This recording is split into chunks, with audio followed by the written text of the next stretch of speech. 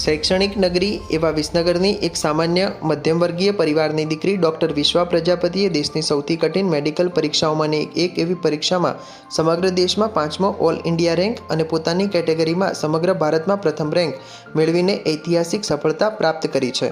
આ સિદ્ધિ સાથે જ તેણીએ નવી દિલ્હી એમ્સ ખાતે માસ્ટર ઓફ ડેન્ટલ સર્જરી કોર્સમાં પોતાનું સ્થાન 100% સુનિશ્ચિત કર્યું છે.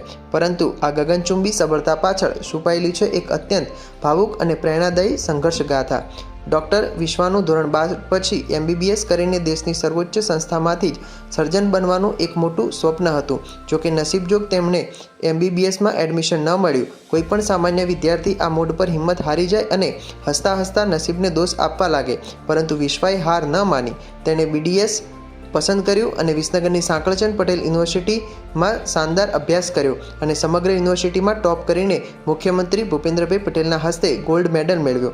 ગ્રેજ્યુએશન પૂરું થયા બાદ દેશની શ્રેષ્ઠ સંસ્થામાંથી જ પોસ્ટ ગ્રેજ્યુએશન કરીને સર્જન બનવાનું પોતાનું અધૂરું સપનું પૂરું કરવા માટે તેણે રાત દિવસ એક કરી દીધા. કલાકનું સતત અને આકરું વાંચન કર્યું. આ સફર બિલકુલ સરળ નહોતી. સતત વાંચનને કારણે ઘણી વખત તેની તબિયત પણ બગડી જતી હતી અને શરીર સાથ નહોતું આપતું, પરંતુ લક્ષ્ય એટલું મક્કમ હતું કે જે દિવસે વાંચન તબિયતના કારણે અધૂરું રહેતું તે બીજા દિવસે ગમે તેમ કરીને વધુ મહેનત કરીને પૂરું કરતી. આ સાથે જ તે હોસ્પિટલમાં પોતાની ઇન્ટર્નશીપ પણ કરતી હતી અને ઘરના કામકાજમાં પણ માતાને મદદ કરતી હતી. મર્યાદિત સંસાધનો વચ્ચે આ પ્રકારનું મલ્ટીટાસ્કિંગ કોઈ મોટી તપસ્યાથી ઓછું નથી. કોઈ પણ દીકરીની સફળતા પાછળ તેના પરિવારનો અદ્રશ્ય ત્યાગ હોય છે. વિશ્વાના આ કઠિન સંઘર્ષમાં તેની માતા પ્રવીણાબેન અને પિતા સુરેશકુમાર પ્રજાપતિ ઢાલ બનીને ઊભા રહ્યા હતા. ડૉક્ટર વિશ્વાએ બીજા વિદ્યાર્થીઓને પ્રેરણા આપતા ભગવદ્ ગીતાના એક શ્લોકને ટાંકીને સુંદર વાત કહી કે તમારું કર્મ એવું હોવું જોઈએ જેમ કે તમારી પૂજા. તમારું કામ જ તમારું પેશન હોવું જોઈએ. તમે જીવનમાં જેને પણ પામવા માંગો છો તેના પર સતત અને પ્રામાણિકતાથી મહેનત કરો. સફળતા એક દિવસ જરૂર તમારા કદમ ચૂમશે. શું નામ છે તમારું? મારું નામ ડૉક્ટર વિશ્વા સુરેશકુમાર પ્રજાપતિ છે. હું સોના ટાઉનશીપ વિસનગરમાં રહું છું. મેં મારું પ્રાથમિક અને માધ્યમિક અને ઉચ્ચ માધ્યમિક શિક્ષણ શ્રી સહજાનંદ સ્કૂલ વિસનગરથી લીધેલું છે અને એના પછી ચિકિત્સામાં ખાસ રુચિ હોવાના લીધે મેં Narsinhbhai Patel dental college and hospital Sankalchand Patel યુનિવર્સિટીથી મારું BDS ગ્રેજ્યુએશન કમ્પ્લીટ કર્યું છે. હવે જે પરીક્ષા આપી છે એ કઈ છે તમારી? એ મેં MDS એટલે કે BDS પછી માસ્ટર્સ કરવા માટેની જે એક્ઝામ આવે છે જે સરકાર દ્વારા લેવામાં આવે છે.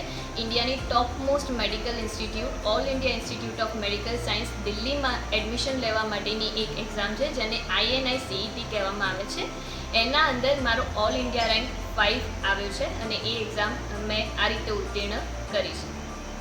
આ પરીક્ષા માટે તમે કેટલી મહેનત કરી હતી?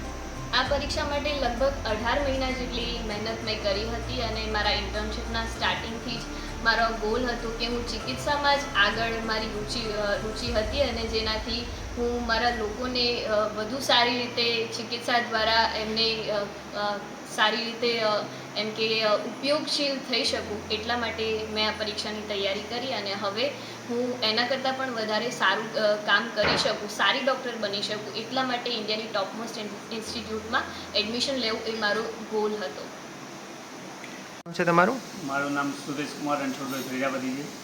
જે તમારી દીકરીએ જે એમ્સની અંદર 5મો ક્રમાંક મેળવી અને વિસનગરનું નામ રોશન કર્યું છે, તો કેવી ખુશી થાય છે આપને? એના બાબતે બહુ ઘણી જ ખુશી થાય છે, કારણ કે એમ્સમાં 5મો નંબરે ઓલ ઇન્ડિયા રેન્કમાં લાવવો એટલે બહુ અઘરી વસ્તુ છે. ઘણા બધા વિદ્યાર્થીઓ પ્રયત્નો કરતા હોય છે, એમાંથી અમુકને જ આ સફળતા મળતી હોય છે. એની મહેનતનું ફળ મળ્યું છે એને, અને મને બહુ ખુશી છે.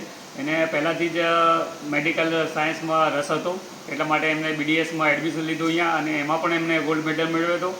ઘણી મહેનત કરી પછી એમને MDS કરવાની ઈચ્છા હતી અને એ પણ દેશની સારામાં સારી હોસ્પિટલમાં કોલેજમાં કરવાની ઈચ્છા હતી. એમણે મહેનત કરી અને MDSમાં 5મો રેન્ક મેળવ્યો. એ બદલ અમને, અમારા સમાજને અને પૂરા વિસનગરને ગૌરવની વાત છે અમારા માટે.